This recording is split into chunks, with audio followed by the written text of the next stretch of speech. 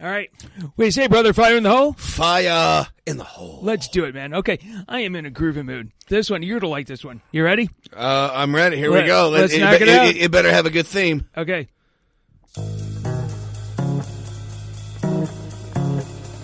Okay, obviously it's good because Doug and I are both just kind of grooving over here. Smash Mouth, baby. This is just... Okay, how's this tying in? Oh, I love it. This makes you just want to like you said, the head bob, the whole shot, the hands up in the air. Oh, this is it. Yeah. Hey, we're two white guys dancing. That's good because we don't want to be on video, you know. Yeah. Thank God for radio. Actually, I do have rhythm. I come from Lima. Thank you very much. But anyways. Oh, man. Oh, dude. You ain't right. You know what? I just like this. This is just, you know, it makes you do the hand thing, you know, like the... Yeah, no, it doesn't make me do that at all. All right. This is, I can just listen to this thing the whole time. That is such a frat boy song. It is. It's okay. What frat were you in, by the way? I was in no frat. I was in the Doug Brimmer frat. The frat of Doug Brimmer. You were GDI? Yeah, something like that. I got more respect for you all the time, man. So, hey, dude. Podcast number 27. And no arrests yet. You know what? That's got to be a byline. You know, underneath it, and no arrests yet. You know, people will be interested. I know, but at some point, people are going to be expecting one. So, what are you going to do to get one? Well, we'll have to work out some way that we do get arrested. Because no, you get arrested. Because me being arrested would be like, that could be in trouble. Hey, Troy, how you doing? Exactly. I haven't seen you in a while. Whereas you getting arrested, that would actually be entertaining on the show. That's actually beautiful. So, hey, Thursday, March 23rd, and this is Fire. And I am Brim, double M Stone from Fire and Brimmstone. It's here on Facebook, everywhere, on Twitter, everywhere. That's right, all over the place. You know, we're getting friends of the Cauldron all the time. Oh yeah, you know? Repeat callers and all this sort of stuff. Yeah, isn't that just cool stuff? That's absolutely cool stuff. So, dude, there's people with not much lives out there. Yeah, that's true. We're entertaining them. So, what do you think about last week? Oh, dude, what a great weekend, man. Wasn't that something else? Weekend. Yeah. Wasn't that something else? The Jimmy V March Madness event. That was so much fun. It was. It was. So many great people met. I mean, what a great cause. Shout out to Mike Carroll. Yeah. Mike Carroll. Yeah, that was a very well-run event. His whole crew, you know, everybody that we met. What about his dad? His dad was beyond cool, man. Isn't he just a cool dude? I sat at his dad's table with him and his boys. Yeah. Which I don't think any of them were probably under 78. And I had so much fun talking to those guys. And actually, his dad is so knowledgeable on basketball, man. Yeah. He was... We should have his dad on the show. Oh, I tell you what. His dad had some great key insights. And the dude always had a smile on his face, you know, the entire time. Yeah. Just a super nice guy. But Mike and his whole team is, you know, everybody that worked on it. A little shout out to Gil Evans there. You Absolutely. know, it's just a delight. And you know what? We still had there was a great turnout with bad weather conditions. It was. Too, man. That says a lot. That says a lot about Toledo. Yeah, it really does. It really does. So then that was at JimmyVMarchMadness.com. They still open, always open. Absolutely. That's very critical to know. Always open. They take donations year round. Year round. It doesn't have to be just on that day. So that's a cool thing. $5, man. It all adds up. It really really does. It matters. It all matters. And for what they do is just it's phenomenal. It really is phenomenal. So okay. Sports, we're going to talk to Russ Steinberg again in just a little bit. So we'll save that. We'll talk about some God knows what event he's at and what stadium he's in, for crying out loud. Yeah, we got him from the Garden, so actually he can't go anywhere but down from there for the most part. Hey, if he's at home, okay, we got to give him a pass. I mean, if he's at home in his basement like this, kudos. Absolutely. So golf. I'm going to talk about golf for a second here. I'm getting so fired up about the Masters. I am too. Just absolutely fired up. And I put on Twitter today, Rory McIlroy. It's yesterday down in Austin. Go ahead. Tell your story, and then I'm going to... 410-yard tee shot. Dude, that's stupid. That's absolutely stupid. And you know what? Do you remember the picture of him with President Trump? Yeah, and everybody made fun of how tiny he was? Mm-hmm. Well, a little tiny guy just launched one 4-10. You know what? 4-10. Dude, I'm hard-pressed to hit 2 shots total 4-10. You know? I mean, it just, I'm telling you, that is absolutely true. I would lose it. I struggle hitting 2 shots 4-10 on a video game, let alone in real life. I mean, and then my big fat thumbs, I was like, oh, shit. And then I would lose it. I lose it after like 200 yards in flight. I mean, you know, I would be out there like, where's the ball? 200 yards, like I've ever seen a personal shot fly 200 yards. Yeah. I can't comprehend that. Actually, I've never lost sight of my ball because it goes so short. I thought it was just because you played that really neon orange one. No, what do I know? It's not going that far out, so I'm really not missing it at all. Beautiful. And then, so what do you think about racing? Oh, NASCAR, man. All right. I tell you what, how about that tweet I threw out a couple weeks ago talking to our boy Kyle Larson? Yes. Going, hey, you know what? And now, what's he had? He's had 3 straight second-place finishes. Yeah. And you know what? And you look at the stats. What's so cool about that is that, look at the laps led. I print out a sheet of paper there. And you look at the laps led that Kyle has. He's only had... He's 26. Very few, and you look at the other ones, you know. 26. Keselowski, 112. Yep. 3... Kevin Harvick has led 342 laps, but you ain't heard his name all year. That's right. He is 7th, right? And so what that's telling you is that Larson is being very consistent. He's driving towards the top, you know, every single race. Well, 26 laps led. He's leading. He's up by 6 points. Yep. He's got 184 points. That means he's where he needs to be at the end, and which is all that matters. That's exactly right. That's all that matters. He's got no DNFs, so he's finished every race, and it's consistency is what it is. What's so cool, which means he's going to win a race. He's going to win a couple races. He's going to make me. He's going to make me look like Nostradamus. So I hope he does it at Bristol when possibly we go down there. Yeah. So Chase, you know, just a little shout out to your friend Kyle there. Yeah, that boy Chase. You know, Chase, that is so cool. Here's what's mind-boggling. Yeah. Jimmy Johnson is in 16th place. Jimmy, you know what? That's right where he wants it. That's right where Jimmy wants everybody. And, that guy, he's so annoying.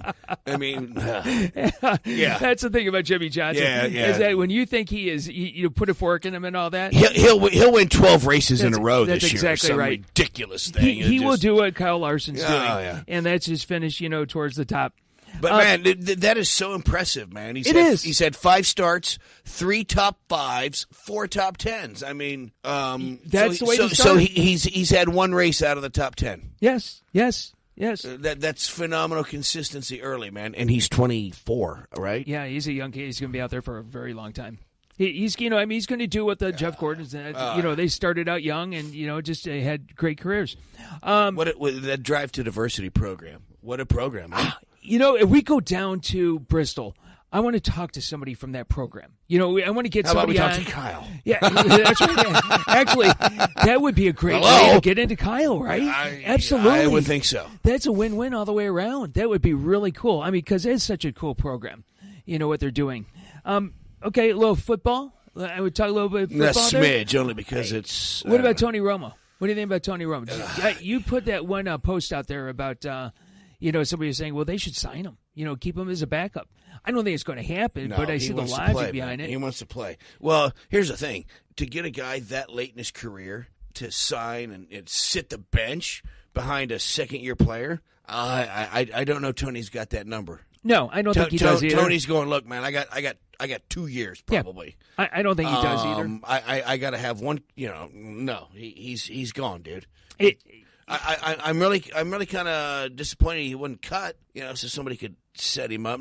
So that tells me they're working on a trade with somebody, or somebody is just waiting for him to be cut. They can cut him later. They don't have to cut him right now. No. But Jerry and Tony are like this, man. I mean, so if there wasn't a deal in the mix, I think Tony would be coming out at his point, going and throwing some shade out social media. You know what? He's got a 2-year window max, and this is it. And his one drive stage performance this season, he looked flawless. Yep. Now, he's still fragile, all those other questions, but that shit's got to get done, man. Oh, it's going to get done, and I think you nailed something, is that he and Jerry are really close. And Jerry knows that, first of all, he's not going to go to a competitor in the NFC. He's going to probably go to Texas. Most likely, probably I always said Houston was the best place for him. It'd probably be the Texans. I just don't want to. I don't want to see him go out like Danny White. Man. No. Danny White went to like 4 straight NFC title games after Roger retired and lost them all. And it's like, who's Danny White? Yeah, so that's not going to happen. He's not going to go to a competitor in the NFC. So you know what? If they release him fairly early, he signs on with some team, which means he can get into their. He can get into be. He's got to get the script, man. Well, that's what I mean. He gets a playbook. He gets all that stuff. If they wait till June, they said apparently they can cut him as late as like June 1st, which is just. At that point, it's not, dare I say it's not fair. Something's got to happen in the next 2 weeks. I think so. 2 weeks. I think so. That's going to happen. I see that. I know you don't like this. It looks like my Raiders, they could have a vote in the NFL next week about them actually moving to Las Vegas. I'm all for it. I like it myself. It just because it's not going to go anywhere in Oakland, and it's the worst stadium in football. But yeah, like you said, it's the state. But it's I get it, man. It's sad because Oakland. You leave, you come back, and you leave again. Well, that's Raiders. That's Raiders, though. It's like home is where the money is. Years ago, I said they ought to be called the California Raiders and just go from week to week, like nomads. Wherever they want to play, wherever there's an open stadium, we're just going wherever the party is, like the Grateful Dead. We're just going to go from venue to venue. We'll just play at any place that we can. Works for me. Put it in there. So it is what it is. I think it's a good fit for them. I think that. It's an interesting thing to see the Raiders in Las Vegas, but it comes down to money too, and Vegas has the money to throw it around. Absolutely. Hey, what about you saw Jim Leland yesterday? Yes. Yes. Team USA wins the World Baseball Classic. I watched. I recorded all the games, in the world, and I got a couple more to catch up. That one included, but yes. Hey, yes. Great thing for them. Absolutely great thing. Great thing for Jim Leland. I mean, I always like Jim Leland as a manager. I think it's a great thing for. It's just it's a baseball tournament, man. Is any tournament. Do you not remember being a kid playing Little League in a tournament? Any tournament like that. Some of the stunning plays and they're not playing for money. No, they're playing to play. Yeah, that's right. That's a great point. Honestly, watching, there's a different spirit to it. You know what I mean? That's a great point. That's a great point. All those guys out there are multimillionaires, essentially. Yeah, that's right. And they're playing for fun. It's kind of like the Ryder Cup in a way. They're playing for golf. Fun, man. They're in the Ryder Cup. That's a good analogy. Yeah, they don't play for the money. They're just playing for the trophy, which is a cool thing. I was just looking at some of the other things. NBA. Yeah. We're coming down. I mean, it looks like Kevin Durant is going to be healed up for the Golden State Warriors because they're going to need him if they're going to take on San Antonio, who I think that's who they'll end up taking on. They're going to need him. And then if they want to take on LeBron eventually, who most likely they'll see him in the championship. Golden State looks strong. You know what? I think San Antonio. I think San Antonio has a run in that conference. Myself, I do like San Antonio. Yeah. I mean, Kawhi Leonard is arguably the MVP, top 2 between him and LeBron. It's Coach Pop, man. Yeah, and it just does, as I said last week with Mike, it's Coach they Pop. Remind me of the Patriots, just how a year in and year out. They got 5. Yeah. They got 5 rings, That's right. Man. That's right. Come on. It's a team. They play as one team. Yeah, they're right there. You don't read about these guys in the paper or anything. They lost David Robinson. Now Duncan retired. Now, first of all, think of that span. What was it? How many years was between David Robinson's retirement and Duncan's retirement? How long has it been now? It's like the early 90s, right? It's got to be a decade plus. Yes. And the Spurs have always been relevant out west. Right. With 5 titles peppered in through there, man. They just do it, and you know what? You don't hear them in the newspaper. They're not complaining. No, and they're one of the greatest dynasties ever, man. And it's just like, it really is because they're boring. It really is. I was looking at the standings with NHL, and unfortunately, as we talked about 2 weeks ago, the Red Wings. They're in the basement. Oh yeah, it's a bummer. Yeah, it's. But a bummer. They did beat the Blackhawks in the last freaking game between those two at the Joe. I am going to post, because we're not going to have a postseason play with the Red Wings. I am going to post out there back in '97. The greatest fight in the history. The greatest fight. Oh, my God. I mean, that is up there with Hagler Hearns. I mean, the way that they were beating each other up out there. It actually made all the fights in the movie Slapshot look bad. I mean, it did. I mean, when you punk the Hanson brothers, you're doing something. It did. I'm just saying. That's beautiful. It is. So I'm going to post that out there because I just love watching that again. I do too, man. I do too. That's real life Hanson brothers material there. Well, it was Hanson brothers, and it was WWE, and it was just everything. And then the refs are going.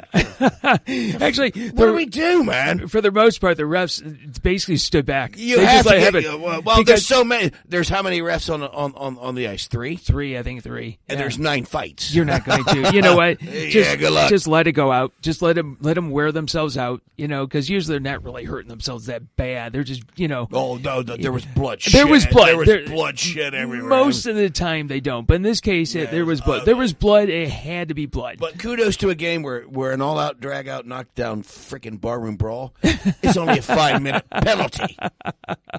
Oh, that's great. So listen, I think we covered all the sports, all the wide world of sports. We did. So we need to go into, it's dance time. Yeah, it's time, and, baby. He's back. He's back. He's back. We've got Russ Steinberg from Mid-Major. Not quite the same venue, but he's back. Last time, Russ just absolutely blew our socks off. Yeah. That's what happens when you set expectations. You're always disappointed. It's okay, baby. We still love you.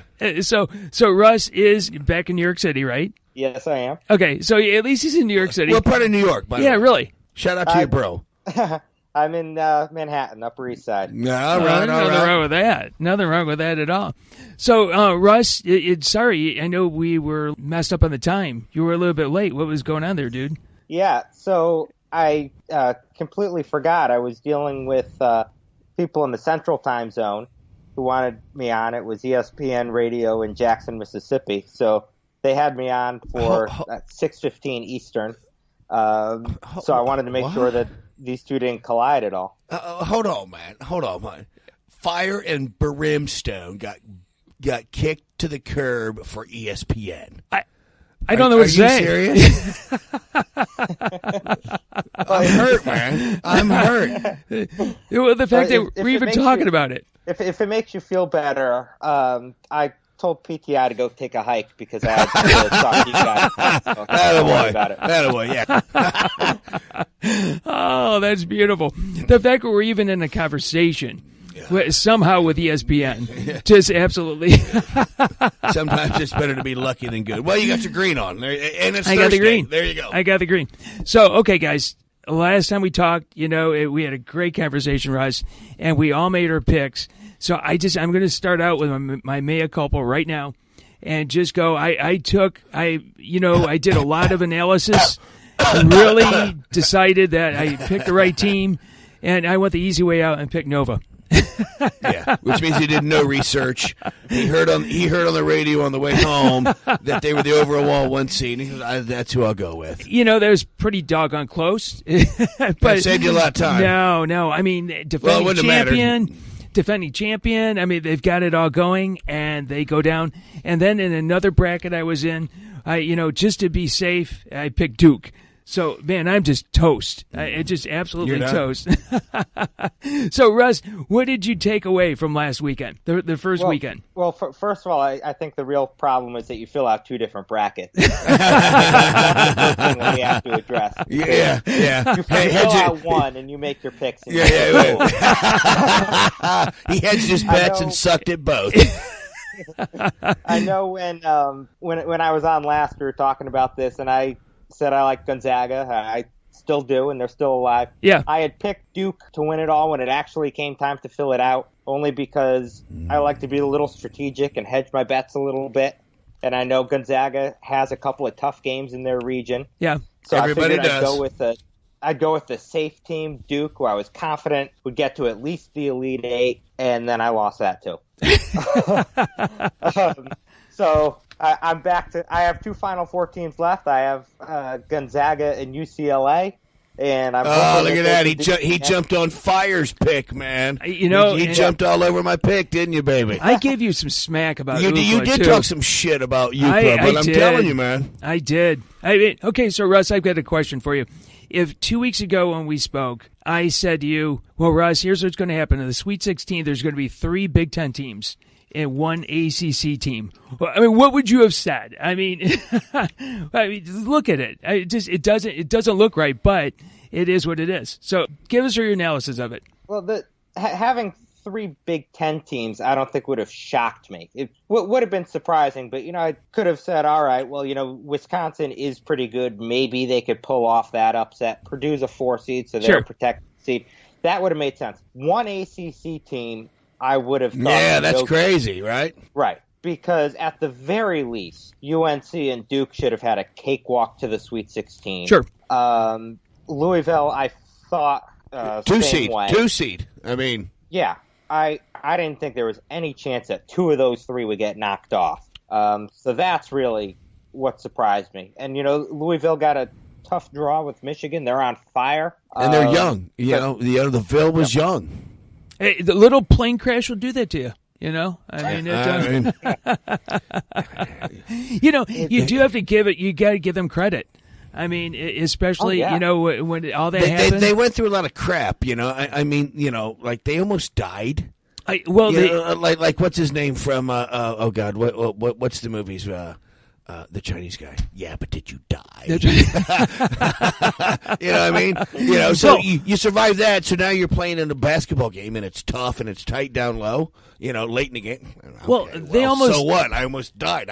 I could handle hitting this money jump shot. Most people had them dead a month ago when they lost to Ohio State at home. Yeah, that was everybody was putting the nail in their coffin at that point. Yeah, and now here we are a month later talking about them. Playing actually tonight against Oregon. So let's talk about the game. Who do you got tonight, baby? Yeah, what do you got tonight? I'm going to go with Michigan. They're going to keep it going. Yeah, attaboy. Did you have that in your bracket? Did you have Michigan, Oregon in your bracket, or is it trash? I had Louisville URI. Oh, well, there you go. Okay. So now you're jumping on the Big Ten. All right. Yeah. And hey, URI came close. I thought they were going to do it. But you know what? Every time Michigan plays, it seems I try to find a reason to pick against them. Hey, trust me, man. We're from Ohio. We do too, bro. We have the exact same feeling. But it's nothing personal. It's very personal for us. I give you that. I don't really buy into the whole team of destiny thing that they have going on. I tell you what, the last time they won it, they played an Oklahoma State team that I thought was a really tough matchup. Yeah, for them. Sure. They played into their hands that high-scoring style and still won. Yep. They outshot Louisville down the stretch in that game. So it seems like they've just had an answer. And free throws. They are clutch in the late free throws, man. That was so critical. And they're big men, which is really good. I never really thought too much of Oregon anyway, so what the heck? I'll go with it's Michigan. Oregon. And it's hard, at least for me, it's hard to go against the momentum. I agree. I agree, man. When you're hot, it is hard to go against the momentum. Now, when you look at all the games tonight, this Thursday night, man, these are some damn good games that we've got. You got Michigan, Oregon, West Virginia, and Gonzaga. That's going to be a slobber knocker, man. That is going to be a good game. I am so not getting sleep tonight, man. This is just going to be ugly. Yeah, and then I think my upset special is Purdue and Kansas. I think that Purdue can take Kansas. What do you think, Russ? I think so too.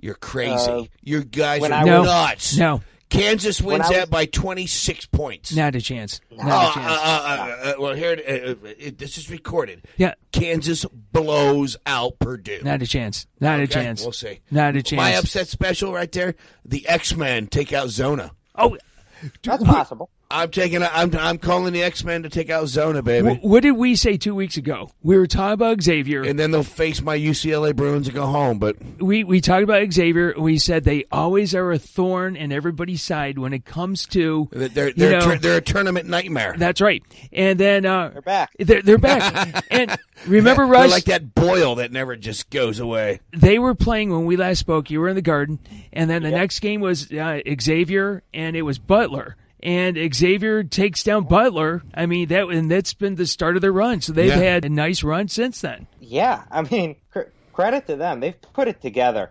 at the right time. They were dealt a really tough hand this year with, with Sumner's injury. They've come back really strong. And, it's not like they, beat a couple of cupcakes along the way. No. Here. They beat Maryland, and then they destroyed a really good Florida State team. Sure. I mean, they could beat Arizona too. Why not? Yeah. No, the cool thing about that is that we just mentioned about Xavier and Butler. You got Butler playing tomorrow night, so Butler made it to the Sweet 16 as well. So it's kind of cool how those teams that I was looking at Villanova. Everybody was looking at Villanova. So here we have two teams for that conference, right? It's Xavier and Butler. Yeah. So you were talking about what I would say if you were to tell me that 3 Big Ten schools would be in the Sweet 16. What if I told you 2 Big East schools would be, and neither would be Villanova? There you go. That's right. Yeah, touche. Dude, that's a heck of a call. Cheers to that. That is a heck. You are so right about that. If you're right, pick the 2 Big East teams that are in the Sweet 16. Yeah. And not Villanova. Yeah. That is something else. So what do you think about Wisconsin? I think Wisconsin is a Final Four team, the way that they're playing. Well, yeah. I mean, they certainly could be. They've got a tough one with Florida tomorrow night. Yeah, but if you look at the personnel that they have there, an experienced team. A good call right there. That's the magic word, experience. 4 straight Sweet 16s. Those seniors have never not been to a Sweet 16. And those seniors have been to 2 Final Fours. Yeah. And pushing for a third. That's a good point. That's real. That's a good point, man. And then the guy who hasn't been to the Final Four, Ethan Happ, the sophomore, is one of the best players in the country. Yeah. Oh, that's beautiful. Yeah, Cheese Brothers got it going on. Yeah, actually, it's basically a pickup game. It's the bookies have Florida by 1 in that game. Wisconsin, Florida. Wow, that's a pick 'em. A 4 versus an 8, a 1-point spread. That stinks. So I was reading something after last weekend, and there was somebody that was talking about the ACC and the fact that obviously North Carolina only made it. Duke goes out, everybody else goes out, and they said that they played soft basketball all year long. And they talked about the Big Ten, and they said, okay, why is the Big Ten? Because they were just playing this beat-em-up basketball all season long, and then that's what you play when you come. Yeah, that's what happens in the dance. It's it's the last game for everybody. Every game's your last game. And whistles kind of get put back in the pocket a little bit. When I think about it, it's kind of like, I think there's some logic to that. What do you say, Russ? No, I don't think so. I think you look at Louisville lost their game by 4. All right, who was Duke lost their game. All right, that ended up being by 7. But these were mostly close games here, with the exception of Florida State. They could have gone either way. You can't use the tournament, which is one and done, single elimination, to try to make a sweeping generalization about the conference itself. When you look at throughout the whole year what, say, a team like Duke was able to do, as I just pull up their schedule now and look at some of the teams that they beat throughout the year in conference and out of conference, they are one of the best teams in the country, even if they lost a game in March to a very good South Carolina team. And you could say the same thing about Louisville, who beat Kentucky back in December. They beat Wichita State, and then, of course, ran off 12 wins in their conference. So tournament's a different story. Yeah, it is. It is, but I think just one. You're playing good teams by the time you're in the round of 32. So by that logic, the fact that the Big Ten has surprisingly done well in the tournament, does that mean that because they didn't do so well, they beat each other up, that league's not that good? I don't think you can make that argument, though. No. You can't go that way. No, the Big Ten's a good league, but what I'm saying is if you want to step back and compare conferences, look at the regular season instead of the NCAA tournament when there's so much luck involved. I mean, remember they had to play that game in because South Carolina. It becomes so matchup specific. Right. That's where the difference lies. I agree. Yeah. The only game that I got to admit I really don't have a horse in the race of sorts is that South Carolina and Baylor game. It's all the other ones are there's some team that's really of interest to me. That's going to be that could be maybe the best game. I mean that usually turns out to be the best. Actually, I think the best game coming up is number 3 UCLA, my boys against the Wildcats. Actually, that is going to be a good game. That's going to be 176 to 174. Dude, you're right about that. That is going to be a good one. So, what one are you like tonight? How many TVs you got set up, Russ? You could just be watching both games at one time. Yeah, I'll just have my TV here and I'll be going back and forth. But it's Gonzaga, West Virginia is the one I'm most excited about. You know I've been on the Gonzaga train all year. Yeah. And I'm still going with them. Still going with them to win this game, and because they're playing a tough West Virginia team that I think can speed them up in a way that they haven't experienced this year. And it'll be interesting to see how the Gonzaga guards respond to that. Nigel Williams-Goss, one of the best guards in the country, one of the best players in the country. The senior, he's got experience. So does really that entire backcourt for Gonzaga. So if anyone can weather the storm, it's them. But West Virginia is just such a unique team. They turn it over better. They turn their opponents over better than anyone in the country. They rank 3rd in steal percentage on defense. They rank 1st in the shortest overall possession on defense. So they control just about every game that they play. So that's what I'm interested in seeing how Gonzaga responds. Yeah, that's heck of a point. So do you think that's why we have you on? That's right. To make those points. Do you think Huggy Bear goes to Indiana? I heard. I know everybody wants Alford, but I heard that he might be open to Indiana slot. No, he's not going anywhere. He's a West Virginia guy. He is a West Virginia guy, yeah. He loves it there. He's not an Indiana fit, man. And another one thing is that Indiana job is a really tough job. Sure. I mean, Tom Crean won the Big Ten last year. Right. Right. Yeah. Whereas Bob Huggins brought West Virginia to the Final Four in 2010, which was something that program couldn't have imagined given how bad they were in the 90s. And he's like a god there. Why would you leave for a job that you could be canned in a year?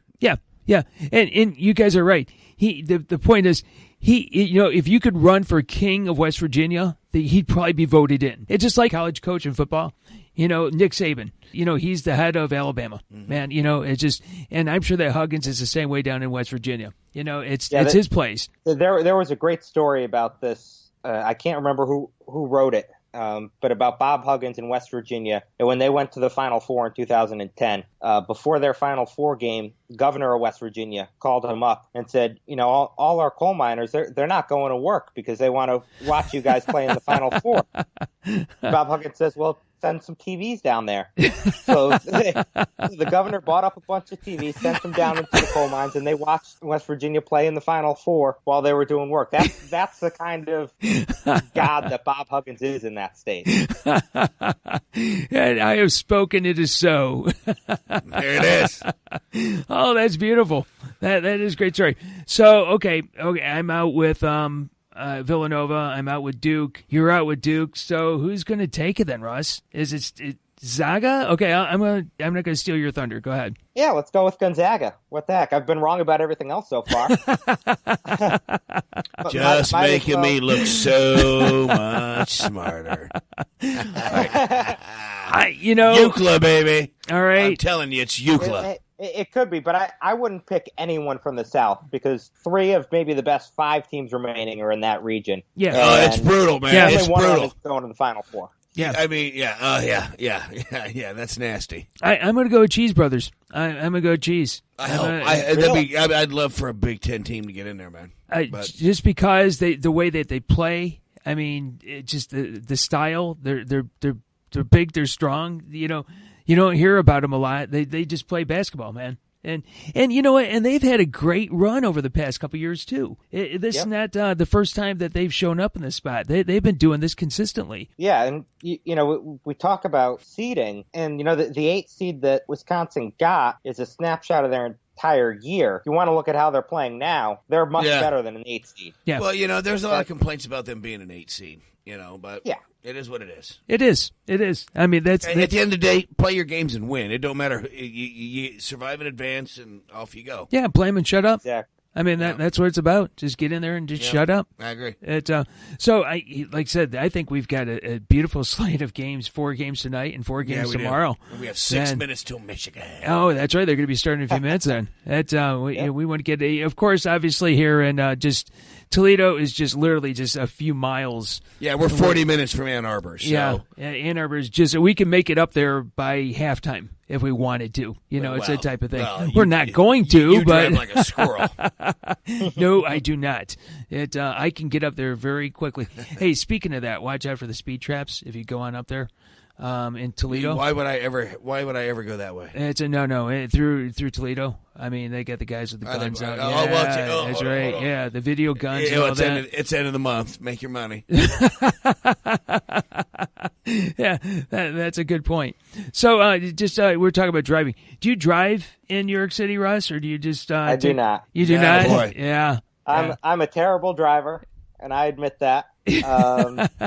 So I don't have a car in the city. I'm from Connecticut. I drive when I'm in Connecticut. Not well, but I drive. I would never dare in New York City. Yeah. Have you ever driven in New York City, dude? I've never been to New York City. Oh, so. It is driving in New York City is an experience. Yeah, and when you come back, it's like, you know, I remember one of the first times I came back from New York City driving in it. I was driving in Toledo with my New York City style on, you know, which was like cutting everybody off, you know, just gunning it at every light, you know, and it's you against the world. It's a pretty unique experience. If you can make it in New York City, you can make it anywhere. That's what they say. Well, Russ, an absolute blast to see you again, my man. Of course. You are officially a member of the Cauldron. Yeah, you're a repeat customer, so. Oh, great.